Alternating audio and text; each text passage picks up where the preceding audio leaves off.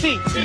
I'll dog my face and win and get you on a quarter beat, Charlie Chase. Go crush. Charlie Chase, as cute as can be. You sell your soul to the devil to play like me. Well, I'm the R, Ruby D, and you got a lot of nerve when you play against me. You know you're gonna get served. Go crush. Shady L, the Lords, and Ruby D, my man. Your shit is on the boards. You all can't ball. You all can't ball. I'm the K, Kevin Ken, and I'm not the fake. You know I eat your ass up like a steak you take. Go crush. So the all, game is legit. When we get on the court, I'm gonna sneak close. The W, Wiggle whip. and I'm here to say that I can rock the world like the J. Go.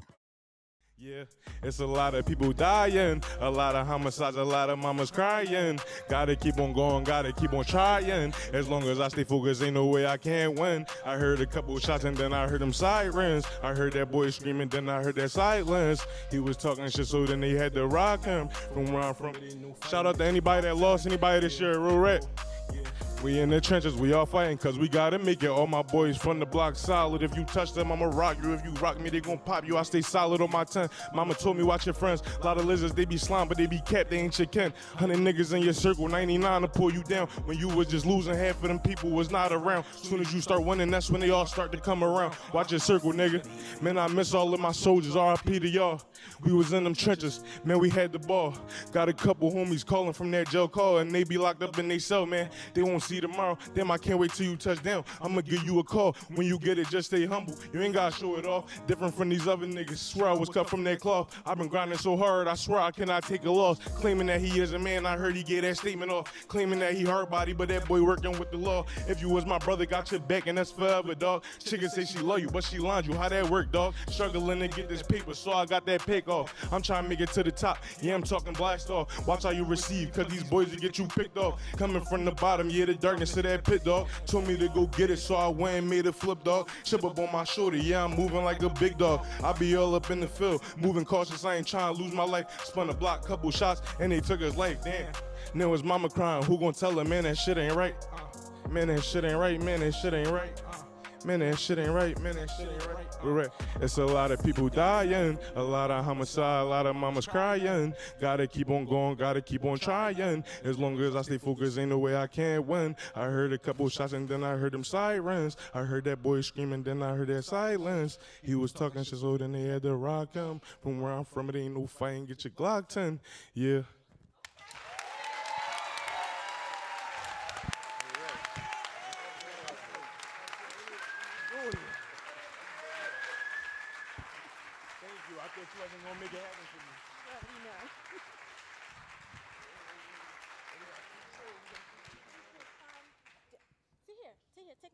You sure? Yeah, take my chair. My mom raised me to be you feel me, make ladies first. Boy, sit on down.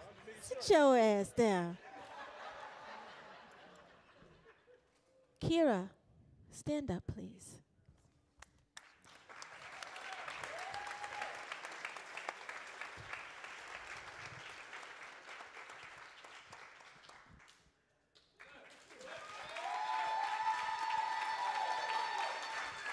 I need everybody to stand up.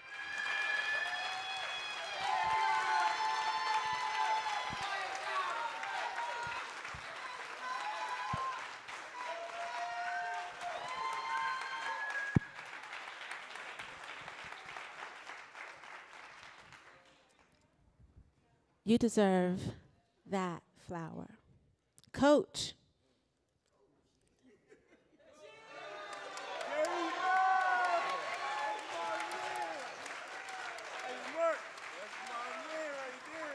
Get a man a round of applause.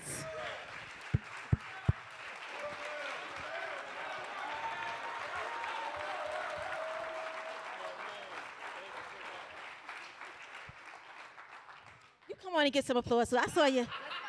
Yeah, come on, coach, come on.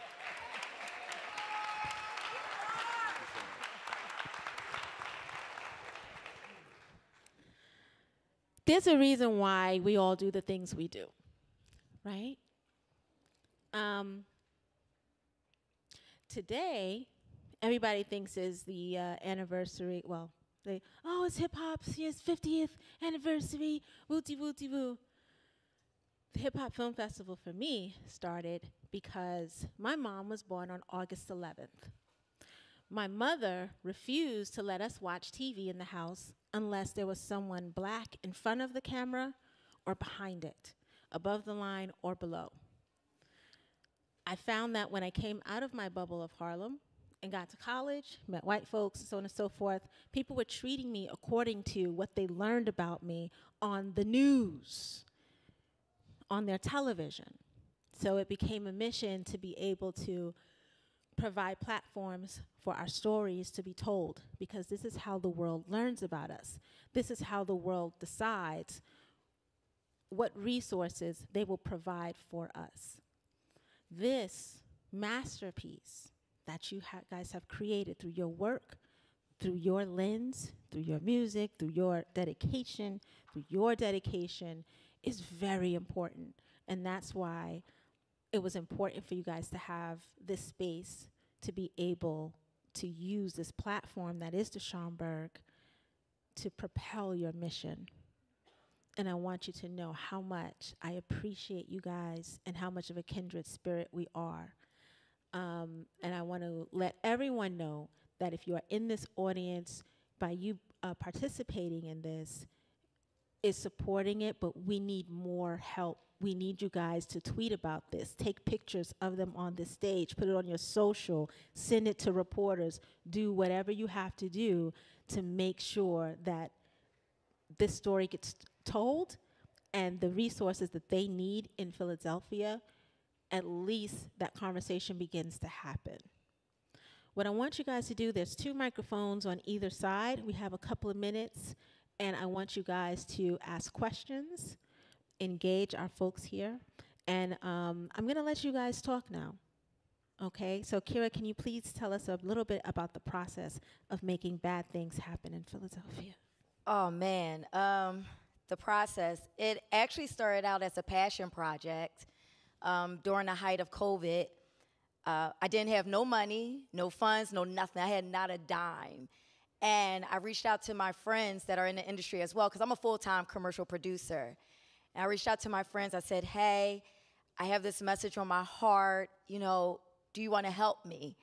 And on the weekends, you know, when we weren't filming, my friends, for free, helped me start putting this project together. And after a while, I said, you know, I feel like I have something here truly special. I think it's time for me to make my first feature film, because this is my first feature. And, you know, I put together this sizzle, sent it to my film sister, and then she sent it to this man right here, Mark. And what did she say, Mark? She said, you just stop what you're doing and take a look at this sizzle reel. Now, mind you, this is probably 1 o'clock in the morning. Yeah. And so I did, and yeah. And I get a message from Mark, and he says, hey, you know, can we meet on Zoom, on Google Meets? And I said, okay. You know, my film sister is vouching for him. And he says to me, I know you don't know me from a can of paint, but can you trust me and now crowdsource for this film? I will get you the money. And he gave me the money to finish my film and make my directorial debut as a feature director.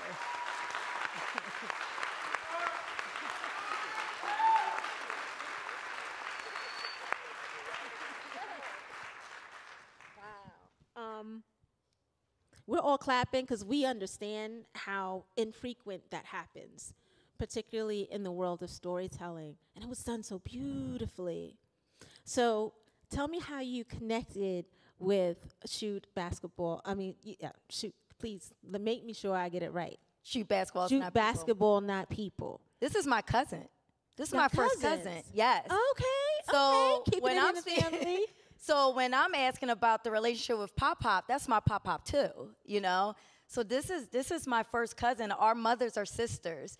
So I remember when these kids, when they were young, you know, and Gary was just starting out the organization, to now see them from when they were young kids to now as 21-year-olds, it's been amazing. And I got inspired by my cousin's journey and listening to their stories, and I asked him, I said, cousin, can I do a film about you? And he said, all right. And like, Gary's very closed off. He doesn't share a lot. And it was actually therapy for me and Gary, and it actually brought us so much closer because I found out when our grandfather passed away, we were going through a lot of the same emotions, but during that time, we just didn't know how to talk to each other about it. And now we talk to each other freely. So this film has also been a blessing with my relationship with my cousin.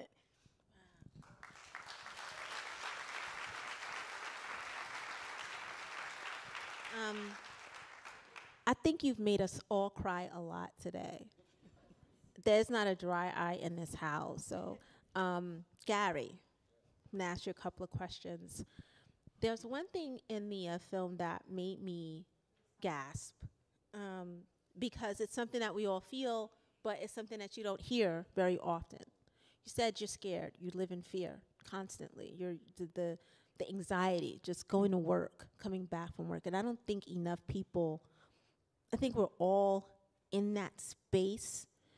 Can you talk to us a little bit about that? Being able to what it felt like to be able to say that and know that that's going to be on a screen and a lot of people are going to see you say that. Talk to me about that just a little bit. I say it so freely because I've lived it my whole life. Outside of, my mother moving us out of Philadelphia when we were younger, then coming back in my teenage years. But being a black man in general, it has nothing to do with just gun violence. Me sitting up on this stage being successful as a black man is already a threat, right? And then uplifting young black men, that's strike two. Being educated and understanding how this game goes is strikes out. You see what I'm saying? But I haven't struck out. You know what I mean? And I look at brothers ahead of me that I admire, the Stokely Carmichaels of the world, the Dick Gregory's of the world. Like, these are freedom fighters. These are the guys that were in the trenches getting locked up 60 to 100 times within their time span to fight for the same thing that I'm fighting for. But the thing that I wrestle with is none of those black men live long enough to see everything come to fruition. It was tough when she said, "I'll have no new pictures." There's no new pictures. Right. Yeah, that was hard. And that's what we deal with consistently with mothers of young black men in inner city neighborhoods. Losing multiple sons. Like, what you see is just 5% of what's really happening in my city right now. You know what I mean? So it's a war zone. So for me, as somebody who's a figure that people recognize, I can't go to the basketball games like I want to. I would love to, but I can't.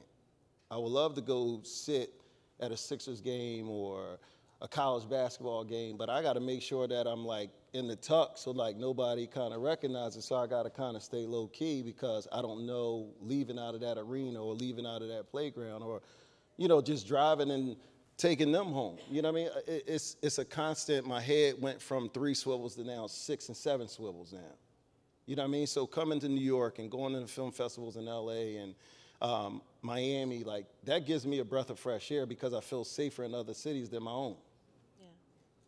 Yeah. And I'm doing the work. You know what I mean? So I battle with it consistently. Like, it's not a day that goes by as a black man that I don't battle with this. We need to wrap you in some bubble wrap. And people, right? And something I want to add to that, we're still going through this right now. Gary and I, we just lost our cousin a few months ago, Frankie, who was only 37 to gun violence. Our cousin was gunned down. My own husband, a month ago, he was working, taking out the trash, and all of a sudden he sees a kid running towards him and gunshot, like shooting at him, and he runs back in the house and has to lock the door, and he could just hear them trying to come in, and he walks out once it's quiet, and he just sees a puddle of blood. So we're not in the suburbs either. We are in the middle of the storm. Shine, David King's mother, she calls me and she texts all of us because she's fearful for her son's life. Yeah. This is what we're dealing with every single day, So that's why when I made this film, it's a love letter to my city, but it's also to inspire change in my city because I love my city so much. But now I'm getting to the point, do I need to move too? You know? What do you think is at the root? What's the root cause? What's the post-traumatic syndrome that is happening? Is it poverty, crime? How are the guns getting in there? Like Nino Brown said, you know, we don't make no Uzis, right? So how do we identify the root so that we can stop the systemic violence? What is happening in those kids' homes? Is it poverty? Is it lack of access? Is it lack of something to do? Is it their parents? I think it's a little bit of everything, but that's like kind of the cliche things politically that everybody uses. And we've always been in those situations and we made it out. But nobody ever talks about the men, the black men in the neighborhoods, policing, grabbing the young boy off the street, grabbing this guy off the corner, grabbing him from taking a gun out of his hand from doing some dumb shit and then getting locked up and wondering why our young men are running around here with this drill music and like the poison that they listening to. And it's because it's, at the end of the day, I had Steve Brennan, I had Eric Mundy, I had guys that were strong, solid black men that if they seen you doing some craziness, like they're gonna pull over and they probably gonna yank you by your like coattail and throw you in the car like and then give you the 3rd degree. So that's the era that I come from. And I feel like black men are scared to be men. They scared to be men. It's a lot of black men that's scared to step up in these neighborhoods, whether it's politically driven, whether it's crime, whether it's the dope boy on the corner. You can still build relationships with, I got relationships, and I'm gonna keep it all the way frank, I got relationships with dope boys. And the reason why is because if I see one of my kids dealing in that type of activity, now I'm gonna pull you to the side. Right. And we gotta have a conversation, bro. This one ain't it. But me, Coach Gary, I can do that because of the relationships that I built with these guys. So if I have an event in the neighborhood, yo, y'all got to calm down while we doing this, or whatever y'all doing for that matter, so these young boys can at least get this experience of me bringing an NBA player or doing a basketball game for 500 people in my neighborhood because I want to slow down the gun violence just for a day or two. You know what I mean? So, and to be honest with you, this brother to my left, man. You're going to stop making us cry today. Mark has done more than what an executive producer typically does. Can I speak for a second, Joe? Yes. Yeah. Talk to us about your role as the EP, because you were able to raise some money from some great names in the space. I'll share something of my experience. This festival is so interesting to me because I got my start in music. Music was an escape for me a long, long time ago, right? And this film, I mean, I've been fortunate enough to be in the film industry for the last 5 years, and my partner over here, her name is Joanna Lumen. We started Home Studios, and I call myself a recovering capitalist in that, like I know how to make money. So the money is not the hard part. And we're talking about root causes here, and Gary's talking about the accountability that we have as black men. But we also have to hold these elected officials accountable as well, because I worked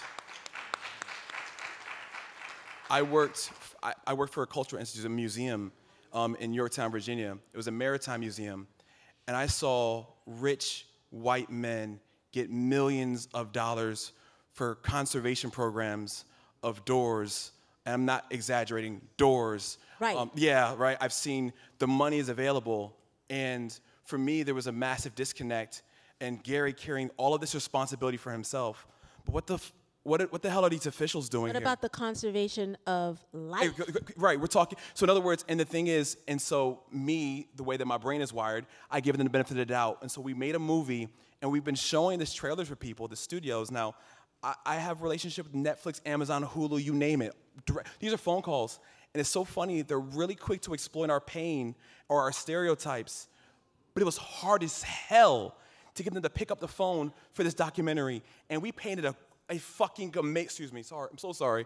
Speak your piece, brother. This is a safe space. Yeah, we paved, and I'll tell you, this goes beyond just a movie. Like, and Joanna will tell you, we've called every streamer down the list. There are 125 of them, and they're all saying they would give us millions of dollars if our film was about cats or dogs.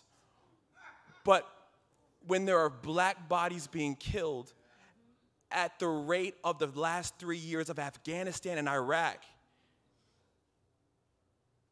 like, I don't know what to do with that information. And so this process has completely disrupted our business industry, because for us, like, these are the only stories that we want to tell because we're all we got.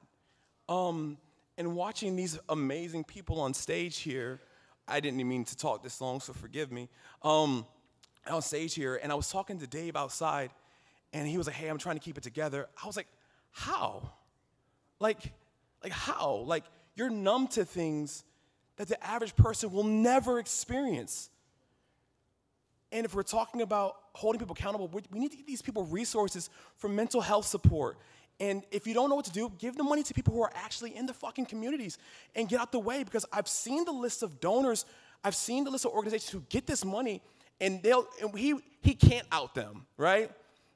He's working with them. I can, but I won't do that today. There's a different conversation for a different day. But we'll talk. We'll talk, absolutely. The money's available, and so I'd say that yes, listen, the data's there. Black men are very present in our homes. Those are stereotypes, right? I have 2 lovely kids. I don't miss a thing, not at all, right? And I think they feed these stereotypes as a way to not give money and resources. And that's why yeah. they do not want those stories on the screens. Absolutely. Which is why I take it back to what my mother used to say, is if it's not our story, you don't watch it, right? Yeah. We have a charge, all of us here on this stage. They're not going to let our stories fly on their networks. And right now is a beautiful space where independent cinema and distribution is in our hands at this point. It's just how we get together and say, okay, how are we going to distribute this to everybody, to the churches, to the organizations, to the domestic violence organizations. There's a huge organization here in Harlem called Harlem Mother Saves. It's mothers who lost their kids to gun violence. So before you leave here today, I'm going to hit up Jackie Rowe Adams. We'll connect, and we'll start that process. There's no reason why, if they're not going to let us in their cinema house, we got enough money between all of us. We can rent out cinemas from city to city to city to city to city. We don't need that, and we have to come out of that way of thinking. And I'm here to help. All right? Yes. I know we got time for like one question, and we got to move on. I just want to piggyback off what Gary and Mark was saying with the the stereotypes of the black men not being there for their children. Me being 21 myself, I just lost my dad 3 months ago, so I just want to say, like, no matter what y'all do, like, if you a parent, bro, be there for your kids. Like, no matter what color you is, like, your kids need you. Like, simple stuff like that. It don't matter how long, what memories, them memories affect your kids. I ain't see my dad or know my dad since I was 3, and then get to meet him again until I was 19. And I'm 21 right now. I ain't barely spent no time with him. But them little memories that I do have, I hold on to them because that's all we got left. So for the black men that's out here who do have kids, who have multiple kids at home or whatever the case may be, just be a father to your kids. That's all they be needing. Because that's half the reason why half of these kids go out here and go crazy. That's all. They just need y'all. That's all they need.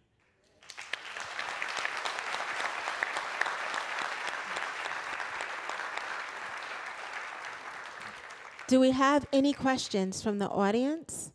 Any questions? I know we laid it down on the stage just now. Yep, that mic right there. How you doing? First of all, phenomenal film. Congratulations to all of you that were a part of it. My question is for the filmmaker, Kyra. What do you think your purpose is as a filmmaker? I know this is about Philadelphia, where you're from, and shedding light on so many of the traumatic stories and shedding light on all the work that people in the community are doing. What is your purpose as a filmmaker, and what are the type of stories that you hope to tell?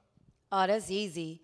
I love telling the stories of the underdogs, not the people that have millions and millions of followers and influencers and all of that. Like, I like finding those untold stories, those unrepresented people, and shedding a light on them. That's my purpose as a filmmaker. Thank you. You're welcome.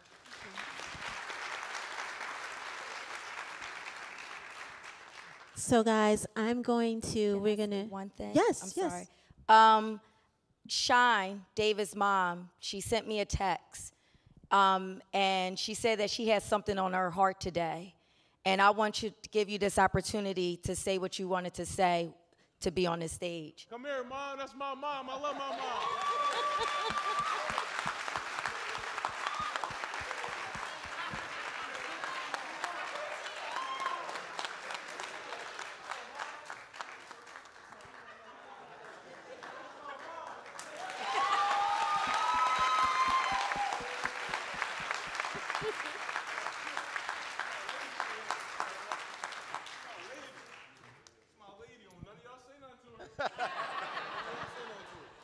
Stand right. I want to stand back here. I just want to stand back here. All right. I'm going to jump around really quick though. First, I do want to say, Kyra, thank you for the opportunity to get stories out and for doing it so tastefully. You were provided with a lot of intimate moments with all of the families. And I'm sure it was a lot on you because you were hearing them over and over and over again, you know, during this entire process. And I know it was hard on you, but I do thank you for allowing all of us the opportunity for legacies to be carried on and for the stories to be heard. Mark, thank you for supporting the entire project. And like she said, you have done a lot, above and beyond tremendous. Like, we so appreciate you, okay? And you, like she said, you know I text y'all all the time. This one here has been around for a very long time. Go ahead. And he has become family.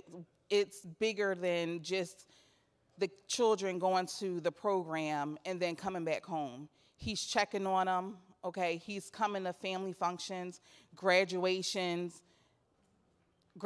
celebration, like any and everything. Like, the family knows him. So we do thank you because you have played such a big part in all of these guys' lives in Uptown, West Oak Lane, you know, and beyond. You getting on the road, Nanny's car, okay? You know, we remember all of those times, and we just want to, you know, say thank you. I know the film titled Bad Things Happen in Philadelphia, and we know things happen everywhere, not just in our city, but it was heartfelt to us because these are the things that we have actually experienced. And the people out here that are doing the killing, they do not care about the heartache, the heartbreak, or anything that they are leaving these families to deal with when they're taking someone. And like the mom said, and it crushes me every time because there are no more memories that you have to build with your loved one that was lost and taken from you. I'm sure everybody's family members, everybody has things with them or that sort, but nobody has the right to take someone from their family. And it's hard because you're left with families like mine. I have my sisters out here in the audience. I have my great nephew in the audience. Say hi, King King. Say hi, King King. That's my cousin's son right Okay. And my great nephew was 2 weeks old when my nephew was taken from us. He has no memories outside of what is being shown to him on a daily basis for him to know who his father is. And that's heartbreaking. And it's not fair that these children, every single day, there's a lot of King Kings out here that are going through this same thing, and it's not fair and it's heartbreaking. And Kyra is right. I text often And I say, I gotta get my son the fuck up out of here. Excuse me. Because it's like I'm paranoid. Anytime things happen, I'm on his phone. His friends are sitting here in the audience, and I have all of their numbers, their birthdays, their parents' numbers, and addresses. In case anything happens, I know where to go. I know who to call. If something happens to one of them, I know who to call. And if I don't hear from him, then I'm calling them. And if I don't hear from them in a while, I'm calling them to check on them too. But it's something that I feel as though needs to be done in order for my heart to be at ease some. And we shouldn't have to feel like that because it's every day, constantly. So I just want to say to everybody, just hold on tight to your family, do what you can to be vigilant, and just be safe.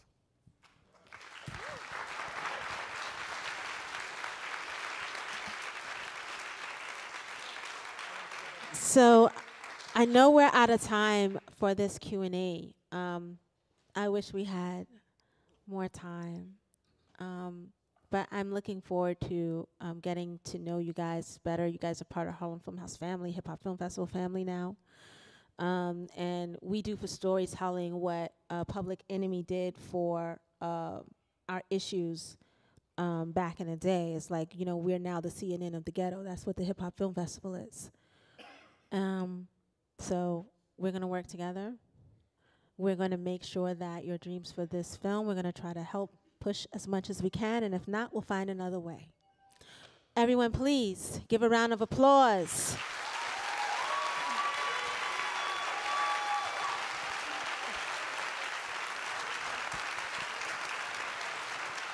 Yes, y'all need to stand up.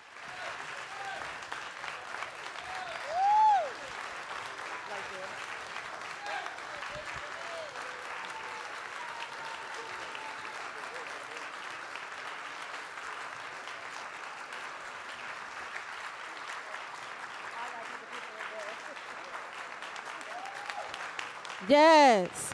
One more thing. Yes. One more. One more thing. Just to give you a heads up, the film is coming out soon, right? But also, this young, talented man right here is going to be the face of our soundtrack. And he has this music up this amazing. Look, my mom right there, that's my momager. She got all the business cards. If y'all need the business cards, I'll hop in your film, I'll rap for you, I'll dance for What's you. your IG? Whatever you need me to do, I'm there. Let's get this money. What's your IG? So please look out for the soundtrack. It'll feature Jill Scott, a few others, and this young talented artist as well. I can't wait for you to hear his music. So please, if you're looking for Follow Bad Things Philly film on Instagram, thank you so much. So guys, my photographer is going to meet you guys on the red carpet outside. Okay. So we're going to go right to the red carpet outside. Okay? Thank you. You're welcome. Okay, guys, y'all can take a 5-minute beat, and we will start the next program, which is King Dome. Coming up in about 5 minutes. 5 minutes.